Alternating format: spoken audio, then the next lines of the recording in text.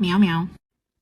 Cabinet of Curiosities, History from Philippine Artifacts by Ambeth Ocampo. This new book by Ambeth Ocampo, public historian, academic, and self-confessed collector of oddities, shares how physical artifacts have helped us frame history from the context of how people from a certain time period lived. The book takes us from pre-colonial times to the Spanish period and beyond. Professor Ambeth, forever the historical adventurer, shared the hidden stories behind these seemingly ordinary artifacts. He transformed mundane items into windows to the past, revealing the intricacies of Filipino culture, traditions, and daily life. Get to appreciate history from the lens of archaeology, food, art, literature, monuments, and so much more. What I liked about this book is that it is short and easily digestible and generously adorned with full-color images of the artifacts discussed. These visuals and Professor Ambeth's engaging prose create an immersive reading experience. Promise. Also, every insight and revelation is meticulously backed by a wealth of credible sources. What you will be reading is not mere speculation, but solid historical fact. In genealogy, we often find stories behind the artifacts. They need not be expensive, but they have to be meaningful.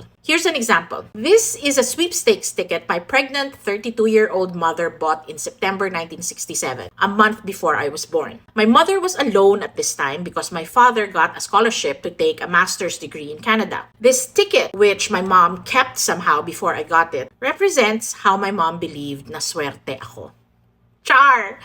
Hindi nga. Hindi naman siya nanalo ng sweepstakes, so that is arguable. But I continue to keep this sweepstakes ticket, this artifact from 1967, because it represents my mother's hopes at a hard time in her life. My mother had hope that I will have a good life, which I do, thanks to my parents and sound life choices, and she had hope for me to be a better human being. I am still working on that.